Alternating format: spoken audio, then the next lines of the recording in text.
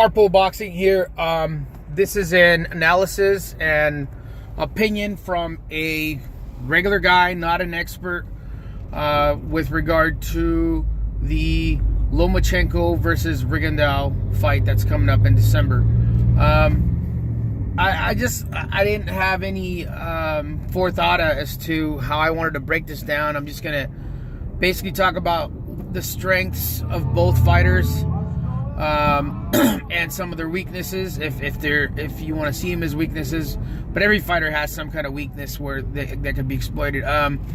With regard to Lomachenko, I think I'll just talk about some of his physical attributes, that could probably will affect this fight. I won't say probably, it will affect. And the first thing that comes to mind is his power. He is the bigger guy in comparison to Rigondeaux, but he's not really known, even with guys his size or a little even smaller, he's not really known as a knockout type of fighter.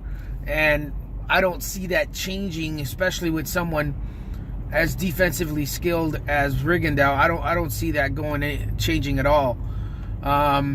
So that's number one, is he has no power to really shut down Rigondeaux. Number two is his arm, his reach.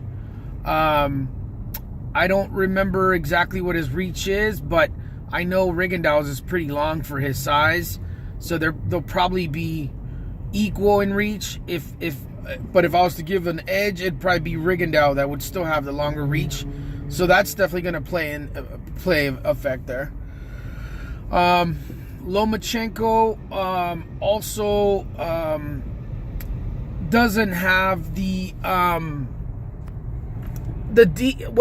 don't want to say he doesn't have any defense. He does have defense, but since he is known as an offensive fighter, his main focus is in breaking you down. And his defense is his offense. And he doesn't even his issue is not an issue, but his gift, if you will, is that he doesn't allow you to get into the positions that you want.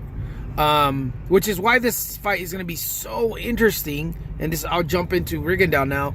It's because Rigondeaux is he's defensively minded, but he's doing it, and this is important right here. I think everybody says Rigondeaux's defense is amazing, and I don't think his defense is amazing. It's not bad, but I wouldn't call it amazing, because you've seen him get clocked. I mean, they didn't wobble him, but he can get hit. His defense is predicated on finding a hole, finding a way to get you. And if you watch a lot of his fights, he knocks down guys. So he's waiting for you. He's just waiting for an opportunity, and that's what I would call him. If I was to describe Rigondeaux and what makes him so successful, is he's an opportunist. He looks for an opportunity, a hole, and then you're done. And it's hard because he can go an entire round and only throw a couple punches. He'll lose that round, and I wouldn't say he's okay with that, but if he got something from that round, if he learned and gained some knowledge in that round, he's going to use it on the next round and go, okay, I know where this guy's at. I know what he's going to throw. I know what's coming. And every round, even though it looks like he's losing, he's actually winning, in the sense that you're giving him knowledge on what you're doing and what you're going to do next, and he's going to use that to his advantage, and eventually he's going to get you. Now, why this fight is so interesting is because Lomachenko is a genius in the sense that he's using his offense to not allow you to do what you want.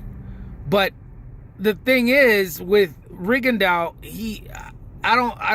which is why I'm very interested to see how this is going to play out, is Rigondeaux's not giving you any. And this is part of boxing that I think is not talked about. It's about the exchange of information, which means one boxer is letting you know something about himself every round. And if he gives you nothing or makes it hard for you and changes things up, then he's doing a great job. whether it's defensively or offensively, he's changing things up. You leave that round, if you leave that round going, I don't know what the hell this guy's trying to do, and I thought he was going to do this, but now he's doing that, then that's really, really good. That boxer is doing an amazing job of not giving you any information. And Rigondeaux is a master of collecting information in the same way that Mayweather used to do that. He would watch what you were doing and eventually just take advantage of you in the later rounds. And Rigondeaux does the same thing, with the difference being that Rigondeaux can knock you out. I mean, Mayweather was never, not that he couldn't, but he's not really known as a power puncher. Rigondeaux's got some crack. He can knock you out. And if you watch any videos of prospects and people that have been in the industry and know far better, have a far better knowledge than I when it comes to boxing, they'll tell you this little guy's got some crack. He's got a long reach. He's got a crack. He's defensively minded. I wouldn't call him, he's amazing. He's good, but not amazing. Now, he's not Mayweather good, because I've seen him get hit in fights, and I guess he's willing to sacrifice that and probably has a chin to take it. I don't know. I mean, but he's willing to sacrifice that to learn something about you. Now, I don't know how that's going to play out, and it's going to be interesting to watch and very fun to watch as a boxing fan, how that's going to play out. When the good thing about Lomachenko, and they both kind of do that, is Lomachenko is amazing with ring generalship. If you look at him fight, he's always going to one side or the other, and he's trying to get you in a position that even if you throw a punch, you're gonna have a difficult time landing, because he's making you throw it from a difficult angle, and he's always doing this. He's really good at it, and he knows how boxers punch and where they punch from and how long of a distance you need to actually have an effect on the punch. All these little subtle details, he's very aware of it. So it's going to be interesting to see how he's going to do that with Rigondeaux, because Rigondeaux does have speed, and he's probably going to have to, I don't know, it's going to be interesting, because he's got to keep his distance far enough to where he doesn't feel Rigondeaux can cause any damage, but he's going to be surprised at seeing Rigondeaux's reach, because he's going to be longer than Lomachenko. So this is going to be a very interesting fight. I don't even want to make a prediction. I just think it's going to be very interesting, and their strengths play into each other. It's going to come down to who is going to read who. If anyone's going to have more information to work off of, it's going to be Rigondeaux. But the thing is that most fighters, they already know what, even if you know what Lomachenko's going to do, it's different when you're actually in the ring and he's punching you from all sorts of different angles and moving to one side. Not moving his head, his whole body is going to one side or the other.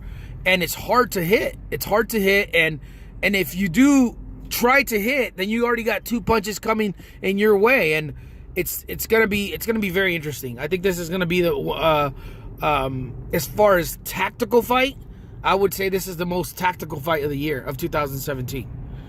Carpool boxing. Hope you enjoyed that analysis, and have a good day.